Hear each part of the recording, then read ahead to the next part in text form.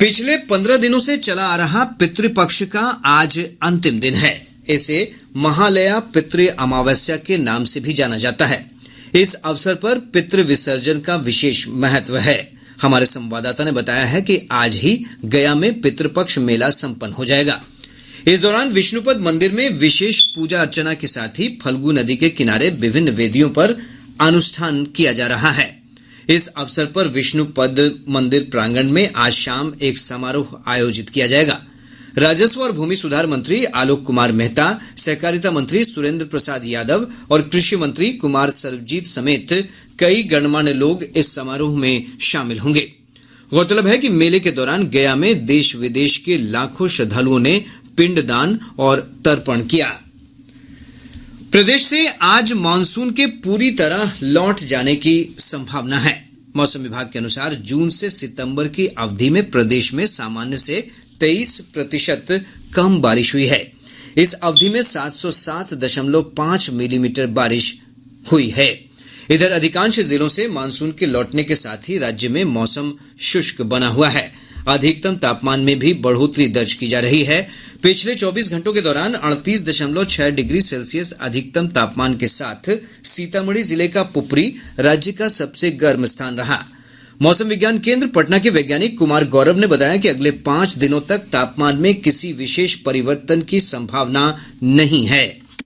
दक्षिण पश्चिम मानसून की वापसी राज्य के अधिकांश हिस्सों से हो गई है। मौसम विश्लेषण के अनुसार अगले 24 घंटों के दौरान राज्य का मौसम आमतौर से शुष्क बना रहेगा एवं अधिकतम तापमान में कोई विशेष परिवर्तन की संभावना नहीं है।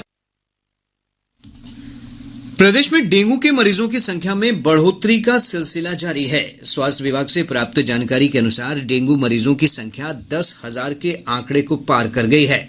विभाग के अनुसार पिछले 24 घंटों के दौरान 309 नए मरीजों की पहचान की गई। पटना में सबसे अधिक 153 मामले मिले हैं।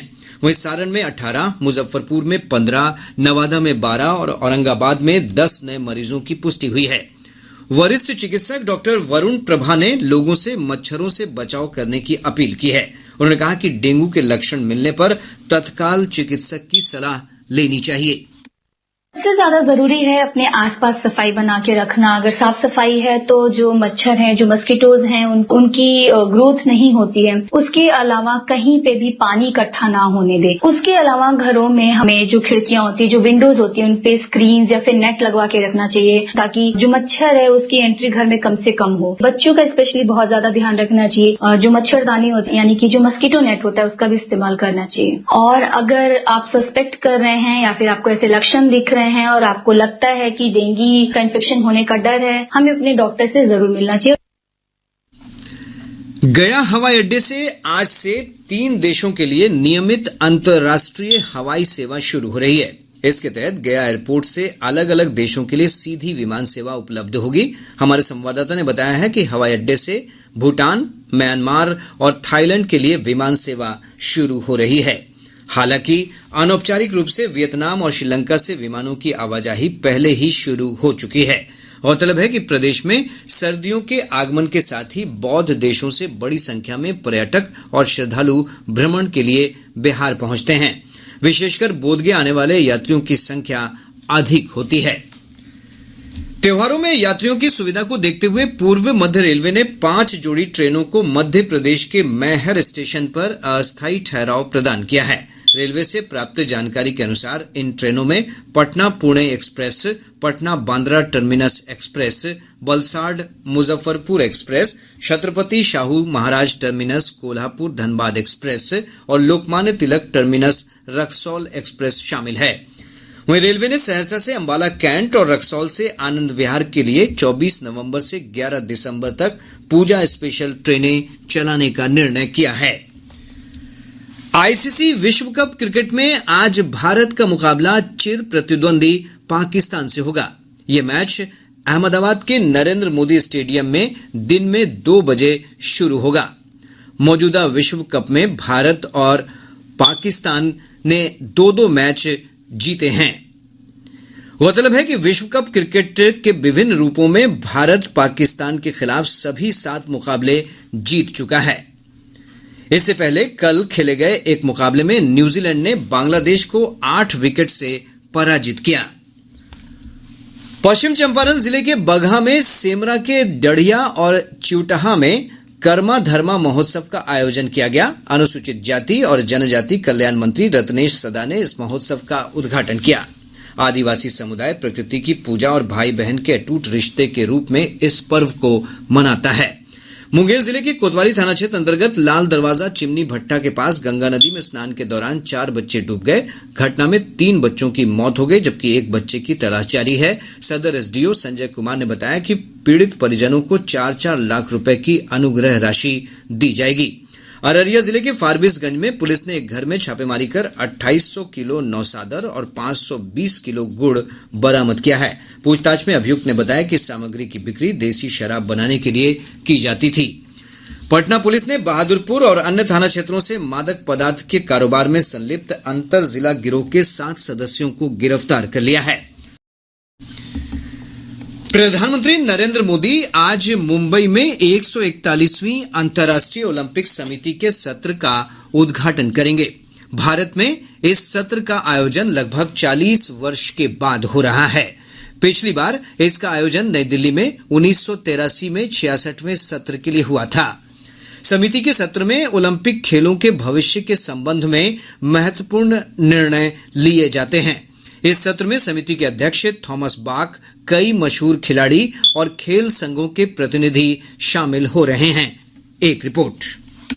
भारत दूसरी बार और लगभग 40 वर्षों के अंतराल के बाद अंतर्राष्ट्रीय ओलंपिक समिति सत्र की मेजबानी कर रहा है। इससे पहले 1983 में आईओसी का 86वां सत्र नई दिल्ली में आयोजित किया गया था। ये सत्र अंतर्राष्ट्रीय ओलंपिक समिति के सदस्यों की एक महत्वपूर्ण बैठक होती है, जिसमें ओलंपिक खेलों के भविष्य के संबंध में महत्वपूर्ण निर्णय लिए जाते हैं। ऐसा माना जा रहा है कि यह सत्र भारत को आईओसी प्रतिनिधियों के सामने ये दिखाने का मौका देगा कि वे ओलंपिक जैसे बड़े आयोजन की मेजबानी के लिए कितने तैयार हैं। पिछले कुछ वर्षों में विभिन्न अंतर्राष्ट्रीय खेलों में भारतीय खिलाड़ियों के बेहतर प्रदर्शन से आईओसी में भारत की स्थिति को काफी मजबूती मिली है। प्रार्थना, आकाशवाणी समाचार, मुंबई। प्रधानमंत्री नरेंद्र मोदी ने आतंकवाद पर चिंता व्यक्त की है। उन्होंने कहा कि कहीं भी और किसी भी कारण से आतंकवाद को उचित नहीं ठहराया जा सकता है। टेररिज्म दुनिया के लिए एक बड़ी चुनौती है। टेररिज्म चाहे कहीं भी होता हो, किसी भी कारण से होता हो, किसी भी रूप में होता है, लेकिन वो मानवता के विरुद्ध होता है। ऐसे में टेररिज्म को लेकर हम सभी को लगातार सख्ती बरतनी ही होगी। दिल्ली में आयोजित एक कार्यक्रम में भारत की समृद्ध लोकतांत्रिक परंपरा का उल्लेख करते हुए श्री मोदी ने कहा कि भारत विश्व का सबसे बड़ा लोकतंत्र है और इसके पास लोकतांत्रिक संस्थाओं का समृद्ध इतिहास है। राज्य सरकार ने प्रोन्नति योग्य कर्मचारियों को कार्यकारी प्रभार देने का फैसला किया है। राज्य कर्मियों की प्रोन्नति का मामला सुप्रीम कोर्ट में लंबित होने के चलते राज्य मंत्रिमंडल ने यह फैसला किया है। यह एक प्रकार से पदोन्नति है। कार्यकारी प्रभार मिलने के बाद अधिकारियों को प्रभार वाले पद का वेतनमान और अन्य सुविधाएं मिलेंगी। पहले उनके पास केवल प्रभार था, लेकिन वेतन और सुविधाएं नहीं मिल रही थीं। कैबिनेट विभाग के अपर मुख्य सचिव डॉक्टर एस सिद्धार्थ ने बताया कि सरकार के इस फैसले से विभिन्न विभागों के लगभग 5 लाख कर्मियों को फायदा होगा। उच्चतर पद धारक लोक सेवक को उच्चतर पद का वेतनमान और सभी सुविधाएं दी जाएंगी। मतलब अगर वो डिप्टी सेक्रेटरी हैं किंतु ज्वाइंट सेक्रेटरी का कार्य कर रहे हैं तो ज्वाइंट सेक्रेटरी का उनको वेतनमान भी दिया जाएगा। और प्रोन्नति में आरक्षण संबंधी मामला अभी भी सर्वोच्च न्यायालय में लंबित है। उसके आलोक में राज्य सरकार ने जो सारे पद हैं उसमें से 16 और 1% जो अनुसूचित जाति और जनजाति के जो पद हैं उसको पहले हटा लिए जाएंगे। मतलब कि आपका 83 पद बच जाते हैं। कैबिनेट ने एक अन्य फैसले में चालू वित्तीय वर्ष में धान खरीद के लिए अधिप्राप्ति से जुड़ी संस्थाओं को 8,000 करोड़ रुपए कर्ज उपलब्ध कराने के प्रस्ताव को भी मंजूरी दी है। इसके अलावा मंत्रिमंडल ने उग्रवाद प्रभावित जिलों में आधारभूत संरचना के निर्माण के लिए 37 करोड़ 83 लाख रुपए जारी करने के प्रस्ताव को स्वीकृति दी। कैबिनेट ने राज्य के सभी सरकारी डेंटल कॉलेज में स्नातक और स्नातकोत्तर पाठ्यक्रमों में नामांकन शुल्क और अन्य शुल्क एक समान करने के प्रस्ताव को भी मंजूरी प्रदान की है। भाजपा के वरिष्ठ नेता और दिव्यांगजन कल्याण समिति के अध्यक्ष डॉक्टर प्रमोद कुमार चंद्रवंशी ने जातीय गणना रिपोर्ट को त्रुटिपूर्ण बताया है। श्री चंद्रवंशी इस संबंध में आज राज्यपाल राजेंद्र विश्वनाथ आर्लेकर से मिलकर उन्हें ज्ञापन सौंपेंगे। जाने माने नेत्र चिकित्सक डॉक्टर राजवर्धन आजाद को बिहार विधान परिषद का सदस्य बनाया गया है। मुख्यमंत्री नीतीश कुमार की अनुशंसा पर राज्यपाल राजेंद्र विश्वनाथ आर्लेकर ने उन्हें मनोनीत किया है। राजभवन ने इस संबंध में अधिसूचना जारी की है। डॉक्टर आजाद का कार्यकाल मार्च 2027 तक रहेगा। डॉक्टर आजाद पूर्व मुख्यमंत्री भागवत झा आजाद के पुत्र हैं। गौरतलब है कि यह सीट रालोजद अध्यक्ष और पूर्व केंद्रीय राज्य मंत्री उपेंद्र कुशवाहा के इस्तीफे के बाद खाली थी। शिक्षा विभाग ने नियमित रूप से इंटरमीडिएट कक्षाओं में उपस्थित नहीं होने वाले छात्रों को परीक्षा प्रवेश पत्र नहीं जारी करने का निर्णय किया है। माध्यमिक शिक्षा निदेशक कन्हैया प्रसाद ने इस संबंध में जिला शिक्षा पदाधिकारियों को निर्देश जारी किए हैं। निर्देश में कहा गया है कि वर्ष 2024 में होने वाली इंटरमीडिएट के वार्षिक परीक्षा में नियमित स्कूल नहीं आने वाले विद्यार्थियों के लिए प्रवेश पत्र जारी नहीं किया जाएगा। साथ ही ऐसे विद्यार्थियों को नोटिस जारी करते हुए नामांकन रद्द करने की कार्रवाई की जाएगी। अब पटना से प्रकाशित प्रमुख समाचार पत्रों की सुर्खियां। आज के सभी समाचार पत्रों ने अलग अलग खबरों को प्रमुखता से प्रकाशित किया है। हिंदुस्तान की सुर्खी है, राज्य कर्मियों को मिलेगा पदोन्नति के समान प्रभार। दैनिक भास्कर ने खाद्य विभाग के डीजीएम के पटना और बेतिया स्थित ठिकानों पर ईओयू के छापों को प्रमुखता से प्रकाशित करते हुए लिखा है, जमीन के शौकीन अफसर ने नौकरी के 7 सालों में बनाई बड़ी प्रॉपर्टी। प्रभात खबर लिखता है, ऑनलाइन दाखिल खारिज में सीओ को 3 दिन में मांगने होंगे बचे दस्तावेज। दैनिक जागरण ने इजराइल हमास संघर्ष को सुर्खी बनाते हुए लिखा है, गाजा पट्टी में घुसी इजरायली सेना।